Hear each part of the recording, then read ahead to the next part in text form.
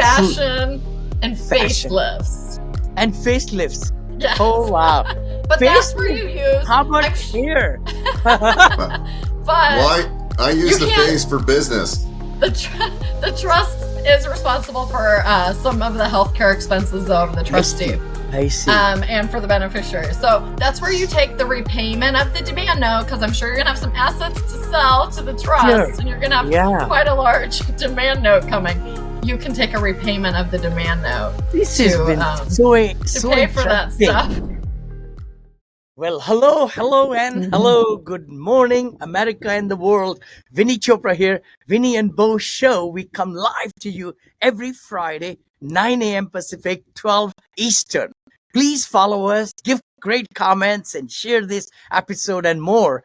Again, hi, Beau. Guess what, brother? I was in your backyard in Las Vegas. Yeah. I know. We didn't get to see each other this time, but I did see you a couple days before that. Just a couple of days before, you were here in Bay Area. And what a great meeting you had with the RIA meeting. And Eric did a fabulous job in the Airbnb, and a lot of great people. And I loved the food, the dinner and the drinks. Oh my gosh, that was amazing. And again, over there, I was at the RISCON 365 with brother Todd. I spent like 3 hours with him over there in his office, and went to the racetrack and all, and with his whole sales team. So I'm really in debt to them. We are looking into some partnership. That'll be fantastic if that happens. The key thing is you got to connect. You got to connect, because your net worth is equal to your network. So we talk about that. And a very special guest today, Jamie Fogal, is in the house, and she met me about 2 years back, and also again last week. And I said, Jamie, come on over to the show. And she is just so impressive. And, she's into finances and really saving your taxes and everything. I'll let her speak. Well, how are you, brother? How are you doing? I'm doing great. Thanks for having me. It was so nice to see you. It's always great to see Vinney. I mean, his energy is just so magnetic. So we've seen each other at quite a few events, a couple times in Miami at the Art Basel, met last year at the Shriners Children's Hospital. So we just keep bumping into each other. We finally made it happen. No, this is so thanks wonderful. for having me.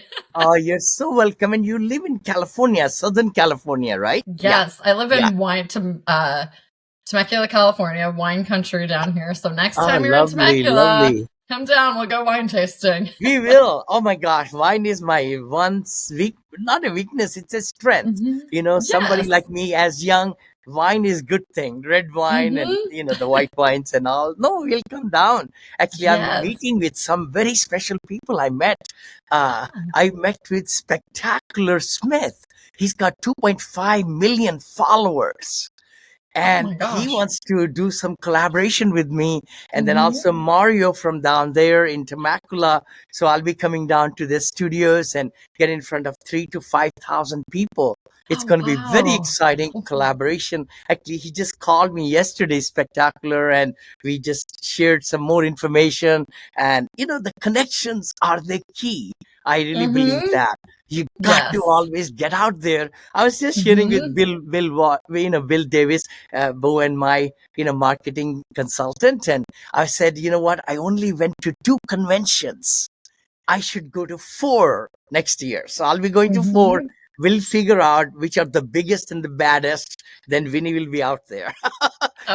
This show is about you. So go for it, Jamie. Tell us who you are and how you got started.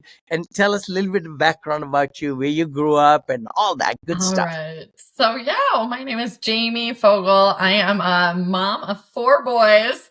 My oldest is 16, then my next is 12, 10, and 5. So they're super great, wonderful, loving little boys. So we moved here from California, or from Chicago 10 years ago. I couldn't take the cold weather anymore. I'm like, California's got way better weather. Let's go there. So I actually was a stay-at-home mom for close to 10 years. I didn't trust anybody else taking care of my children. So once they got older, I was like, okay, I'm ready to get back to work. I've always been somebody that's looked for like alternative things to what, we're kind of taught to do and ways to think. I've always been like, okay, well, there's got to be a better alternative that we don't know about. So I happened to be flipping through, and I had like my bachelor's degrees in marketing management.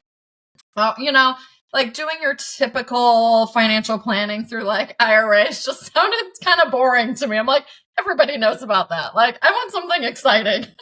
So one of my friends from Orange County, she was an editor of this holistic magazine. She like dropped it off at my house one day. I was having like this event, and she brought him by. So it's just like flipping through this magazine, and it talked about becoming your own banker through like whole life policies and how you can accumulate wealth that way. I was like, oh, that's interesting. I've never heard about that before. Why haven't I heard about this? So when I find out about something that I like, I get a little obsessive about it, and I do all of the digging and researching back. Okay, where's the catch? Where's the catch? Yep. I spent about 6 months to 9 months just like researching it, podcasts, seminars. I'm like, okay, I haven't found a catch to this yet. So I ended up getting licensed and got lucky, got connected with a team that was doing this strategy like nobody else in the industry. So it's not so much about how much money you're saving, but just earning like this interest arbitrage, just like flowing money in and out of a cash value life insurance policy. So money goes in as premium, but you can put more money in than like your cost of insurance. And that money is earning interest. But the great thing about it is like you're protected from like all market losses. So there's like caps and floors. So instead of being on like that roller coaster, you're like on the staircase to heaven. So doing that. And then we also work with Deferred Capital Trust. So for like business owners and investors, we can show them with a proper structure how they can defer their business and personal income taxes generationally, and how the trust can use that money different ways, like paying for certain bills and expenses, investing. So it's just a great way for wealth accumulation and leaving a legacy. And the great thing, especially with these life insurance policies, like you can have generational wealth with like very little investment. So I see. That's what I get excited about. Yeah. So the premise really behind kind of like what people coin infinite banking is really you fund a policy, and now I have $100,000 in this policy, and I'm able to borrow against that policy at whatever the rate is, 4%, and then I put it into something that's going to get 10% or 9%. I make the spread, so I'm constantly arbitraging. So because I saw a lot of real estate investors starting to employ this strategy, right? And then like instead of me going in to get a car loan, I could just finance it through my policy and then pay myself the 7% or 8%. And you're making that spread. So you're constantly building wealth that way. Is that really the premise behind infinite banking? A little bit. So we actually don't teach that concept about, and that's how I originally learned it too. Like, instead of paying, the bank 7%, pay yourself the 7%. But you don't even have to, you can do that if you want to, but this one's really about just like, first, you create a foundation inside the policy where you have to save a little bit of money. But then after, about 5 to 7 years, like we're just doing 100% flow of money in and out of the policy. So it's just really about growing the cash value inside of the policy by flowing money in and out and earning this interest differential. And obviously that cash value is available to you whenever you need it to borrow it and take a loan, but you never withdraw the money. Withdrawing the money, you're going to stop earning interest on that money. So you always want to take a loan out. And that's what keeps it all tax free too, because we don't pay taxes on loans. So we're just earning this interest by putting this money in as premium. You've positioned yourself to earn uninterrupted compound interest on this money for the rest of your life. So say it could be like different sources of money. Like say it's just money you're using to spend on your bills and expenses. You could put that money in as premium before you pay your bills, put it in, then right back out, pay your bills. Now you're earning interest on that money for the rest of your life. Sometimes that's a little too tedious for people. So if you're like a business owner with a line of credit or a homeowner with the HELOC, you could just do that one time a year, borrow the money from your HELOC, borrow it from your IRA, flow money in and out, and then put it right back in where the source that it came from. So there's different strategies depending on the person. Yeah. So let's say I have $1 million in there now, and I'm earning interest tied on whatever policy we go into, right? So it's making 7 or 8%, whatever that policy is. So that's uninterrupted. now I want to buy a fixer upper and flip this house, and I need 500 grand. I borrow that money out at 4% or whatever the rate you need to borrow out set. I'm still earning interest on that $1 million in the policy.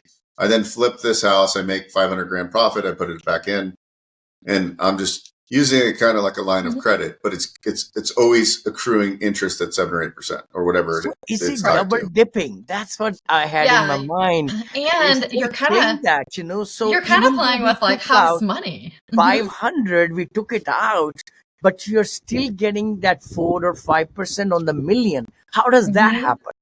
So your money that you're putting in is in like the life insurance carriers, like general account. Now they can only do two things with this money. They have to invest a certain amount inside of like bonds because it has to be secure.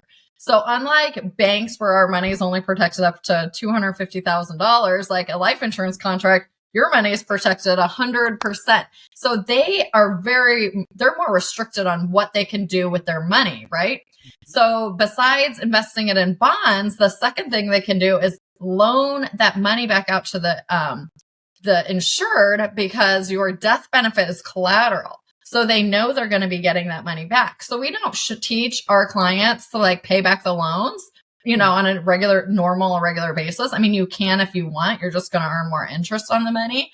But we just kind of make a strategy where like, okay, it just ends up coming out of the death benefit when you pass away. And then your beneficiaries just get the remaining of that death benefit minus the loans that you've taken out. Did I answer the question or am I just sidetracked? Kind of. I'm just trying to again picture in my mind if I put $1 million over this 5 to 7 years, and just like Beau said, we took 500 out. Now in the bank, or wherever I invested that in the insurance, it's only 500 left, right? Because I took the 500 out. So I remember what you said. So your money is in your account earning that interest. So when you withdraw money, they don't take it from that account. It's like a separate general ledger. So it might be hard to share screen. Later on, we'll do a one-on-one. I'll show you how. So the account value keeps like growing and growing, and like the interest and loan is something else. So when you're borrowing money, it doesn't come out of your account. It's on a separate. So you're still earning that compound interest on all that money that you have put in. So your $1 million is tied to whatever you're putting that in, whatever index you've like for your life insurance policy. There's different options. When you borrow the money, so on that $1 million, I'm borrowing 500 to do this flip. I'm taking a loan against it. I have to pay a nominal interest rate. I don't know how they derive that rate. Is it like 4 or 5%? I don't know how they come up. Usually on average about 4 or 5%. It's based on. So I have to pay 4%. The goal is that hopefully I'm doing 7, 8, 9% with the $1 million. So that's continuing to accumulate and compound right at 8% that million. I'm just borrowing against it. I'm paying 4% for that money. I'm then taking that money, so I'm still making 8% on the $1 million. I take that 500 grand and then I deploy that into some other investment that's going to hopefully make me 15 or 20 or 30% return. And then you just in and out and utilizing that where that $1 million is still compounding. I think a simple illustration, because I always I toyed with this idea for a long time because it is a little bit like it's simple, but you also have to see it visually to say, okay, this $1 million is tied to this. I'm borrowing against that, but that $1 million's still in play and is constantly growing and compounding. And then I'm using this 500 grand like how I would invest money any day in and out in emerging real estate opportunities or whatever. Yeah, it's like you can earn interest on money in more than one place. You can be earned, and then you kind of think of it too as like playing with house money because your money's still inside your life insurance policy. You borrow the life insurance money, life insurance carrier's money. So now you're not even investing with your own money. Now you're investing with the life insurance carrier's money. Yeah, you do have to have some money. You have to have money. You have to accrue money over years. You have to have value in there to borrow it. Yeah. What percentage can you borrow then, Jamie? You can borrow up to the cash value amount in there. Obviously, you want to leave a cushion in there, but you don't want to borrow the whole amount. But so it's based on like different indexes. So say a lot of people just choose the S&P 500. It's average 7% over the last 20 years, but there's floors and caps, and the caps like fluctuate. based on the economy and market conditions. So, so let's say the S&P 500 grew like 12%, but the cap was at 10%. Then you would only earn 10%. So I guess that would be like some people are like, okay, well, what's the catch then? Well, you don't get all of the performance. Maybe the S&P 500 did. However, say the S&P 500 crashed like 20%, you would just be credited 0. So there's a floor. So you're protected if the stock market were to go down from losing any of your principal that way. That is amazing. Yeah, that is wonderful for a lot of people who are getting into retirement, for example, right? 10,000 baby boomers turning 65 to protect their downside, but catch the upside. Right? Yes. But I know we have been talking about 5 to 7 years. Why do we say it takes that long? Or can we put lump sum to start with? So the first 7, so this is our little secret sauce that we do with the firm that I work with. So for the first 7 years, the IRS is looking at your contract to make sure it's an insurance contract and not an investment. So whatever we set the premium at, the first 7 years, you cannot put more than that amount in. So say it was $50,000 you started that first year's premium with.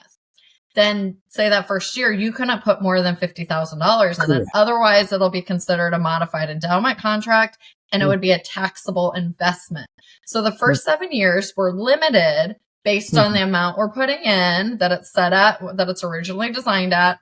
But then after the 7 years, we do a test where the IRS is no longer looking at that to see if you've put more money in than it was designed to be put in like the first 7 years, right?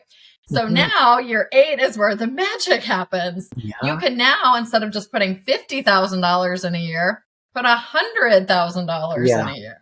So now you're earning that average 3% on, instead of just $50,000, $100,000. So now you're just putting the money in and out, but still using the money for whatever you want, just taking an extra step. Can you, I'm trying to see the rolling into the Deferred Capital Trust. Okay. I have a piece of real estate, which has got a topic, right? Is that right, Beau? Yeah. So first one was like infinity, kind of like an infinite banking, banking, max funded kind of thing. Yeah. Well, I'm still there, but I'm just. Sure. Yeah, I'm still there. Here's the strategy. So Vinney's got a property. We'll use Vinney as the example, and he's got $2 million coming back to him.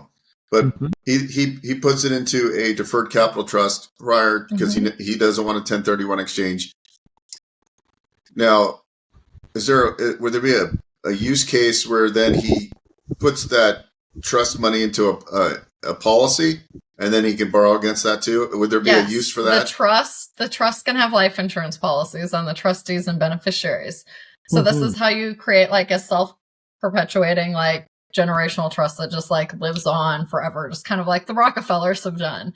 They had like the Standard Oil Trust, and so their heirs are just like living inside of this trust, right? So you could have the trust can, when it brings in that passive income, can invest in different things, and life insurance policies is one of them. So you have a taxable equation coming up on this $2 million sale, Vinney, but prior to that, you decide to roll this into a contract for Deferred Capital Trust. Now, right, that gain is going to be in the trust, so you're not going to get crushed with taxes. And then that trust invests in a policy, and then you borrow 90% against that in any which fashion you want, and you can do anything you want with that money, never paying taxes. Deferred. Well, you will eventually. Can I withdraw? It would be deferred. Right away, Jamie? Yeah, so that's actually a good strategy. 7 years. No. Do I have to wait 7 years? You have access. I'm just saying the first 7 years were kind of limited based on how we design the policy and how much premium we can put in. And year 8 is when the magic happens, where we can cash flow, kind of like, you still have to be a little strategic because you don't want to put too much burden on the policy too.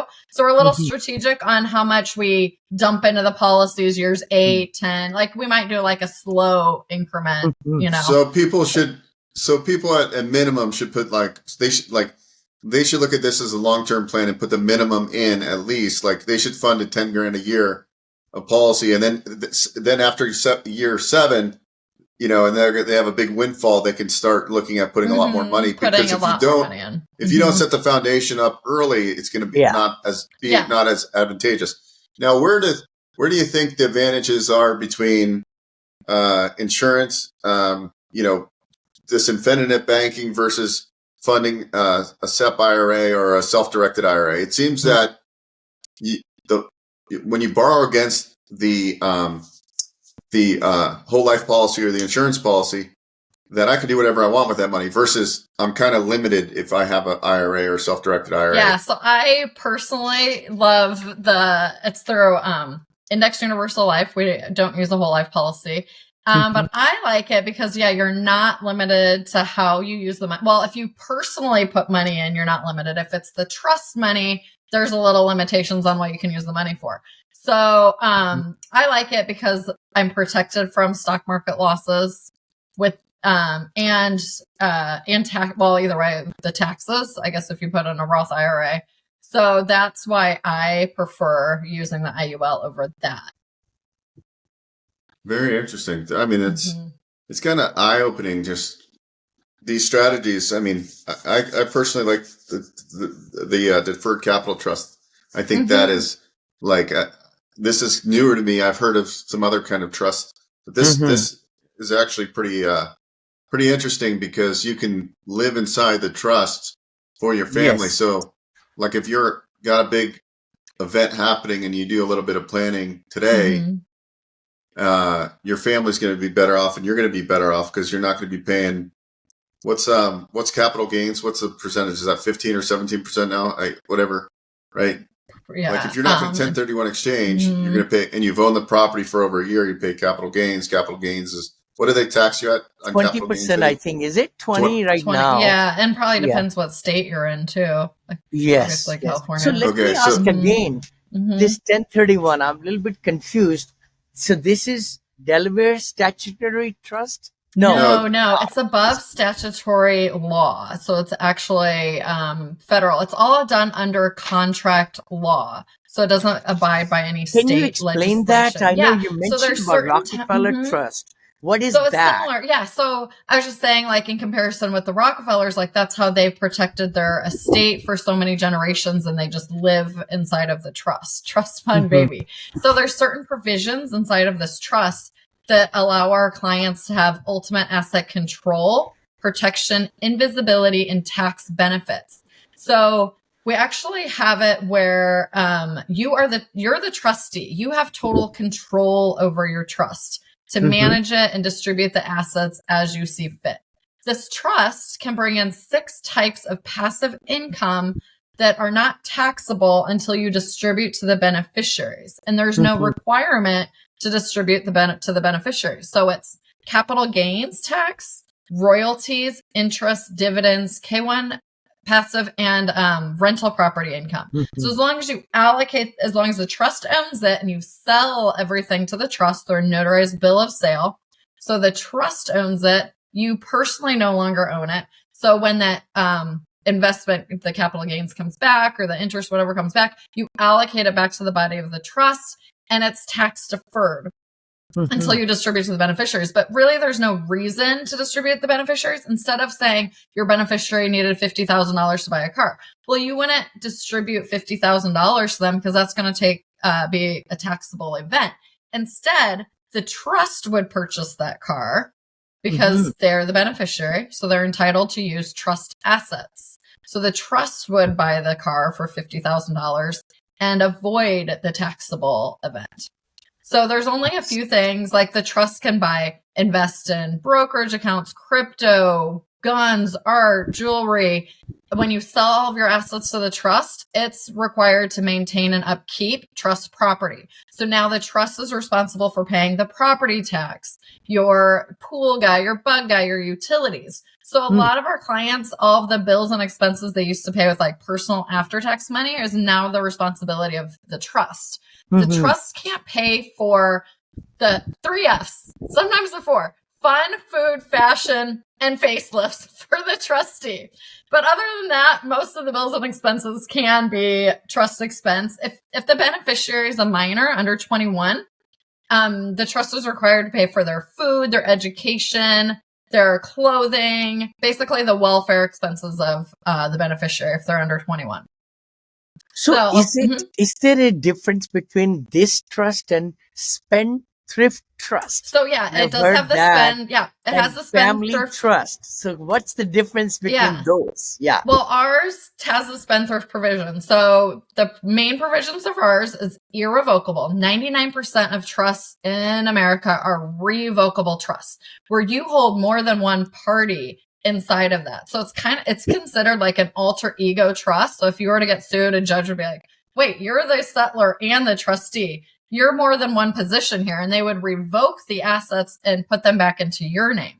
So our trust is an irrevocable trust. You sell everything to the trust, so it can't be revoked and put back to you personally.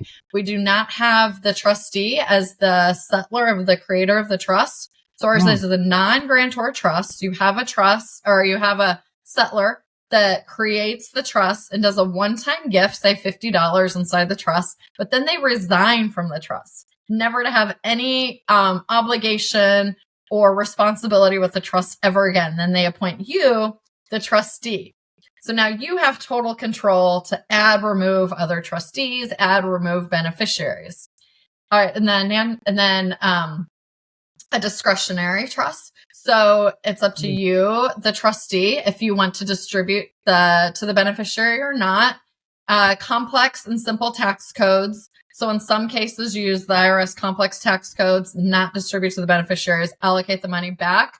For our business owners that have a business trust where they're bringing in active income, we would use the simple tax codes, because the business trust, I don't want to get too confusing right now, it's but the pretty business confusing trust to me. I'm sorry. Business trust can be. I'm going to ask Jamie to give me PowerPoint presentation after the it show. helps when we like draw it out on a whiteboard. All right, so for our business owners, the business trusts can be set up as a management service organization to, say, the C Corp. And the trust can be, you can move up to 95% of that, the income, the revenue, into the business trust. Well, the business made that, so it just brought in active income. It did not bring in passive income. So it would actually, trusts have the highest income tax, there is. So you wouldn't want to keep the money inside that trust. You'd be paying a massive amount of taxes. So in that case, you, the trustee, you are going to decide to distribute that money to the beneficial trust that holds all of your assets and money. So that is going to be distributed through a K-1 passive distribution. So now it's moving that money down to the beneficial trust, and that beneficial trust just brought in passive income.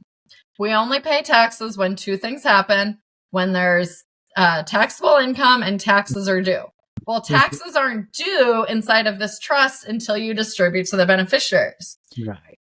But, you just don't distribute to the beneficiaries. You just keep deferring that generation after generation. Maybe pay it in like 1,000 years. Wow. Beau, do you understand everything you're going to teach me? Yeah, no, I understand. I have a good it's definitely need more honing of this because there's a lot to it, but I get the premise. So really, we had somebody talk about a spendthrift. It's Deferred Capital Trust. Like, the spendthrift almost sounded too good to be true in a sense, but that's. No, spendthrift provision has been around since King Henry VIII from the 1500s. So the spendthrift provision is real. Wow. So between that and being irrevocable and non-grantor gives it that ultimate asset protection from from lawsuits. One thing I have in mind, Jamie, then for the people, what you're talking about is maybe 1%, 0.1% of the population who need get into these things. I forgot to finish that part. So 1% of trusts are created as revocable trusts. 99% are revocable. 1% are irrevocable.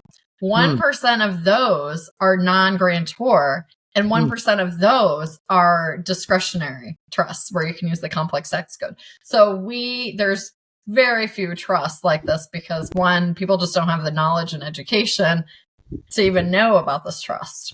Totally.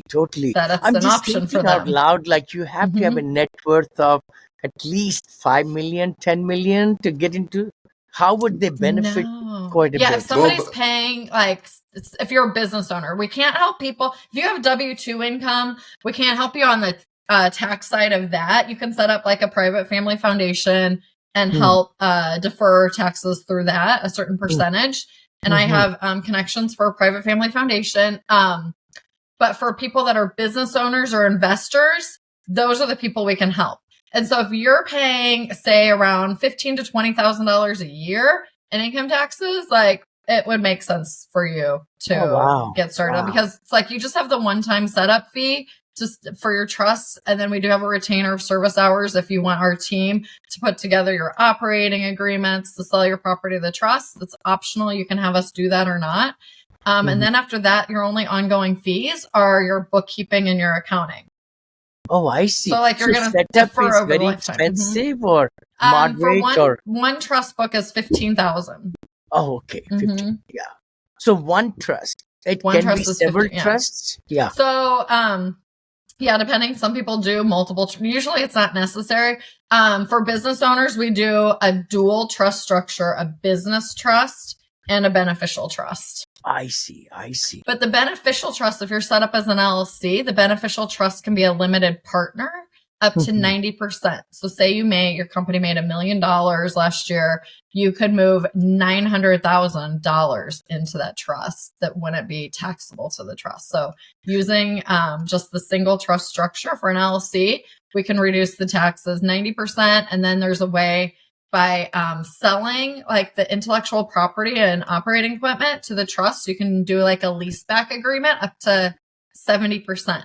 So by using a combination of both, we can defer taxes up to like 97%, like say for an LLC. So these are deferred. You have to pay unless you like 1031, you go to the end and you die, then it's all gone. Same thing with this trust. Is that right? Well, deferred just because you're never going to distribute to the beneficiaries. So there's a renewable clause inside of the trust. Every 21 years, you have to sign inside the book and it doesn't need notarized to renew it. If you don't renew your trust, then the assets would have to be distributed and taxes would be due then. But as long as you keep signing and renewing, you just keep deferring. And so you're just going to defer it, This is forever. So interesting. I'm so fascinated. I think, I know, Jamie, you have mentioned that you want to sit down with me and all. This is great. I think, again, the whole structure, I'm sure it's got diagrams and other stuff. Yeah, it helps when we draw it out and then looking at the insurance policies, like the illustrations. So in this trust, you have to have insurance policy or no, that's separate? No, you don't have to. The trust, you can have insurance policies inside of the trust, but it's not mandatory. No. See, some people, I'm thinking like, people in the 70s or 80s, this doesn't make sense to them, does it? Or more young people should be getting into it? That's a question. Well, for the life insurance policies, there is an age. Obviously, you have to qualify for health insurance. You have to be healthy, and can't remember the age off the top of my head, but we have implemented these, I think, for people that are in like early 70s, I believe still. But for the trusts, no, you could still take advantage and benefit from that even, an older age. And you're going to protect your estate from estate transfer tax because your beneficiaries are your successor trustee. So when you pass away, your beneficiaries become the trustee and now they have control over the trust. So you're still avoiding the taxable events. Beautiful. And you said dual trust. So can you kind of explain? Yeah, the dual trust where we bring in the business trust that's bringing in active income. So it's set up as a management service organization and you can move up to 95% of the income that the company made into that trust. And that just brought in active income. So you either have to pay the taxes or you distribute it to your beneficial trust. So that's where you defer that. So for somebody like me who I make commissions, right, by selling franchises or selling loans, I make $1 million in fee. I set up a business trust. That million and 90% goes to the business trust, or 95% can go. 95%. So 950 grand goes to the business trust. The business trust K1's my beneficial trust as much as it can.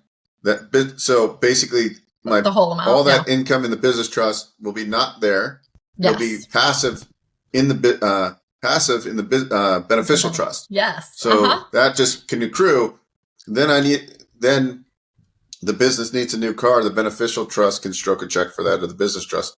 So you'll never have to. You don't need to take the money out. Is the point? Correct. Yeah, you really Except don't for have my a need. facelift or whatever else I get in the future. If you're doing a facelift, fun food, fashion for yourself, and then one point I didn't talk about was you sell your assets to the trust. So say you had $1 million of assets you sold to the trust. The trust now owes you $1 million plus interest. It's about 2% the federal funds rate, so it's like around 6% right now. So if you sold $1 million of assets to the trust owes you $60,000 a year in interest. So you could use that. Obviously, you're going to pay some taxes on interest income, but not as much as like wages earned. So you could use that money for expenses the trust isn't responsible for. And that $1 million that you sold to the trust, the $1 million of assets you sold to the trust now owes you that $1 million. So as money starts coming into the trust, you can take a repayment of the demand note. So say there was something you wanted to go get that facelift for, I don't even know how much facelifts are, 20 grand. You could take a repayment of the demand note, and that's not taxable income because you do not pay taxes on repayments of loans. Yeah, so a lot of the real estate investors, they'll do a cost segregation. They'll accelerate the depreciation. Like when Vinney buys an apartment for X amount of millions of dollars, they'll accelerate so they get huge tax. One advantage of being a real estate investor, you have a lot of tax write-offs, right? But you're accelerating depreciation. You still have to recapture. So at some point, you're going to say, well, I don't want a 1031 exchange and kick this down the tire. I mean, that's when you definitely want to do something like this, because that's where you're going to be kind of stuck. Yeah. Because like Vinney might say, hey, well, I bought $100 million of real estate, granted I own a percentage of that. I have so much write-off. I'm not paying taxes right now because I'm with the cost segregation. Right. But like, there's a lot of people that don't have that, and they need, right, like, or they have a high earning business where they're making a lot of money. So and they don't have the cost seg of owning the real estate. So they got there's different uses. I'm kind of just So a couple things with that, like you do not have to do that with this trust. And I was just talking to somebody yesterday morning who sold her company, I think it was a couple years ago, and had to pay all that recapture tax on everything that they had depreciated. So you're giving your company like a lower valuation when you're like depreciating your assets. So by using this trust, like you're no longer going to be having that issue then, like depreciating your assets, showing a lower valuation, because that's not necessary anymore. So one thing I have a question on, like I'm a syndicator, right? So in other words, when I sell a property, 67 million we are selling now, right? So that, how would it change? Because 70% of that gain is going to go to my investors. 30% is going to come to my company. Yeah, whichever was going to you would still go to you, and whichever was going to your investors would still. Yeah, your investors don't have to have this trust structure for you to do it. Yeah, they take their they might want to. So you could do this, Vinney. You could do this midstream. Let's say you're going to get paid off. Your percentage is $7 million. Yeah, you do a contract and do this deferred capital trust. Then it seems like a good viable option. I love it. Yeah. And I still control that money then, right? You have Jamie? control over the money. You just can't use it for the 4 F's. No food, no fun. Oh, no food. No facelift. Yeah, what are those? Say that again. I missed it. Well, I'll make sure, fun. You can't go gamble, trust money. When you go visit Beau in Las Vegas, you cannot gamble, trust money. That is fun. Okay. Fun, food, fashion, and Fashion. facelifts. And facelifts. Yes. Oh, wow. But that's where you use. How about hair? But Why? I use the can't- face for business. the trust is responsible for some of the healthcare expenses though of the trustee. I see. And for the beneficiary. So that's where you take the repayment of the demand note, because I'm sure you're going to have some assets to sell to the trust, Sure. and you're going to have quite a large demand note coming. You can take a repayment of the demand note. This has been so pay for that stuff. Jamie, you're amazing, and you have really spelled out you. a lot of good myths and facts in this podcast. I really appreciate that. The key thing is, I think, how can people reach you? And also, you said it's like dual trust for 15. Is it a set amount? If people so for one trust, it's 15,000. If they do a dual trust structure, it's 30,000. And then we have different retainers available, starting from $7,000 all the way to $42,000, depending on how many properties somebody owns or how many businesses they have and how much help they want from us, because you cannot clean up spilled milk. Sometimes they're like, oh, no, you do it, because they just want to avoid, making a mistake. So they're just like, we'll pay you the retainer and you guys take care of that for us. But I think it's pretty evident, like when you're doing an analysis, you're going to, like, if you're going, look, I'm selling these assets, there's, X amount of millions of dollars. What would, if I didn't do this, what are my options? And if if it cost me 30 or 40 grand to set this up, but I'm saving $500,000 or whatever. Yes. Like, it's just like, I mean, it's not that complicated. It's just like, what's the cost? What am I actually saving? Does it make sense? Right? That's what I look at. Most of our clients, they don't see it as a cost. Yesterday morning, I was on a call with a client. She's like, well, it's going to save us they don't even know how much they're going to be paying yet. But right now it's like over 100,000. She's like, well, we're already going to break even the first year. Who cares that it's going to cost us, 30,000 for the trust, because we already have $100,000 this year that's due. So Jamie, your company works with a law firm that does all the trust. Yeah. Okay. Yep. Because that's a thing too. Like, that's a big guys. This is for educational purposes only. Consult your CPAs. Talk to Jamie. I am not a CPA we have a team of enrolled agents. One of our IRS enrolled agents actually has gone through 2 audits and it passed with no change orders. So we have a group of different enrolled agents we use, CPAs, an attorney that writes the trust for us, and some of our packages include hours to with our attorney. So we have a full team of providers. So you're not just like, oh, here's your trust, see you later. Some firms out there that do maybe a similar trust as ours might not have like the support team in place. One guy I was talking to yesterday, he said that group he was talking to about this trust was going to charge like 18% a year on what they saved. I was like, that could end up costing you like millions of dollars down the road. So there's no ongoing costs besides your bookkeeping and accounting. Again, we want to say that and put a disclaimer. It's for educational purposes only. Educational and entertainment. We do not promote or anything. We are just doing this whole interview to to share the knowledge with them. Please do your full due diligence and show it to your CPAs and attorneys and everything as you reach out to Jamie. How can people reach you, Jamie? So I can share with you guys my Calendly link that you can put in the description of that. My phone number is 951-894-9082. And I'll share with you guys my email and Calendly link. You can put in the description. Jamie, Jamie Fogal, Fogal, in Southern California. Just say Southern California. Cal. I'm sure she's going to show up in LinkedIn and Instagram and everywhere. Yeah, I'm more active on Instagram than LinkedIn. I have a LinkedIn account, but I don't go there very often. Well, actually, you should. Gary V. I would listen to Gary V. LinkedIn is the place to be right now. It's the place to be now. Yeah, so that's where you would love it, really. I mean, it's not a recruiting tool anymore. It's a networking tool. Yeah. And LinkedIn, we are really spending a lot of money and time in LinkedIn now, because Facebook and all that is like more the young people, but more entrepreneurship. It's gone to LinkedIn, and Instagram is great also, for sure. I mean, you should be Thanks for everywhere. spending time with us. You're right. And any last nuggets you want to talk about? Last nuggets. Gosh, I don't know. If this is something that you're interested, I would love to connect with you. I just love sharing information with people. And this is something you want to see, if, makes sense for you, I'd love to talk to you.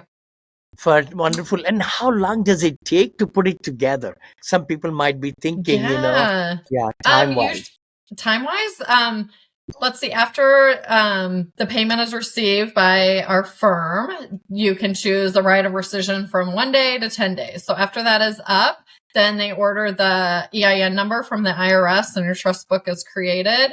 So within like 1 to 2 weeks, we can get somebody their trust. If they're like in a situation where they're closing on a property fast and they need to expedite it, then we can expedite things for people to make it happen. Quicker, sooner than later. But yeah, normally within a couple weeks, you can have your trust book in your hands. That's a good question. You said EIN number. So I think in my family and all, we have a revocable trust that we did family trust a few years back. We updated it. So it's different than that. You will have another EIN number for this one. Got it. Yep. So it's not, it will be spent. What will be the name of this trust? Oh, so you can make up any name that you want. You just want to make sure you have Spendthrift Trust at the end of it. Spendthrift Trust. Spendthrift Trust. Monreal Spendthrift Trust. And the second one, the dual, what was the next one you said? So you could do, one is the business trust. If you're a business owner with like active income, then usually you want to set up that separate business trust. And then the beneficial trust, like your family trust that's holding all of your assets and bringing that passive income. That's like your site. But both of them, you would want to have Spendthrift Trust at the end of the you would need a business trust too, Vinney, because some of the fees you earn are business. Yeah. They're not all passive. So you would want to do what both. What you're saying is 3 trusts now. Two trusts.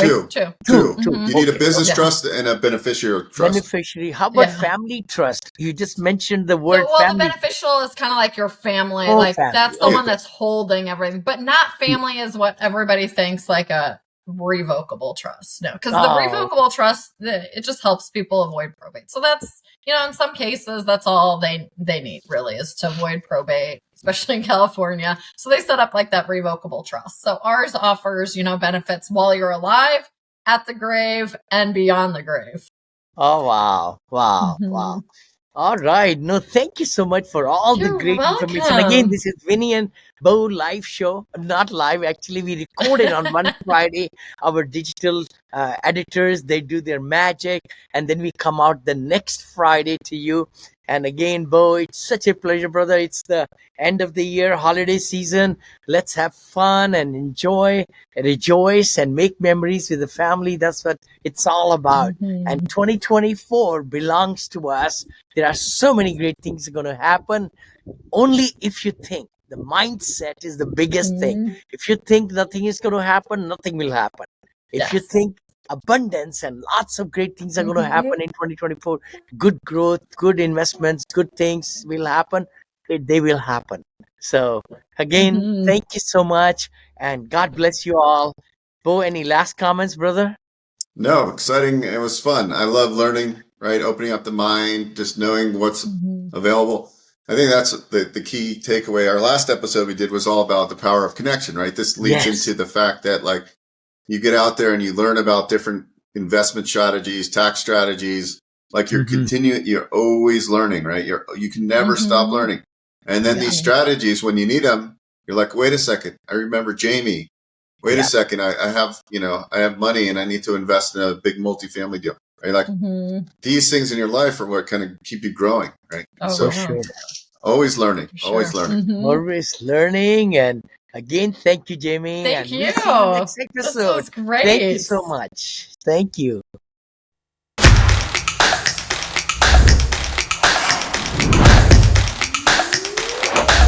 Happy to be on your show finally. I'm a long time fan and I watch all your guys' content.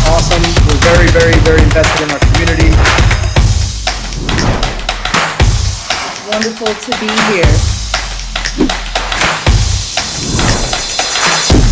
This is Vinney Chopra and also my good buddy Beau Eckstein.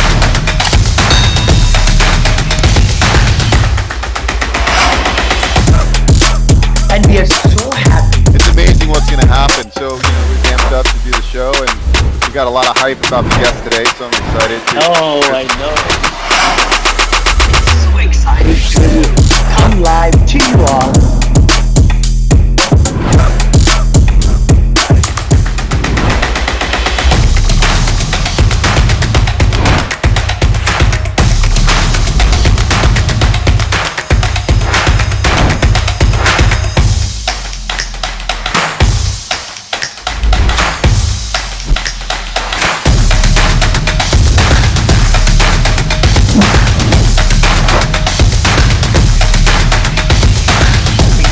Live 9:30 every Friday.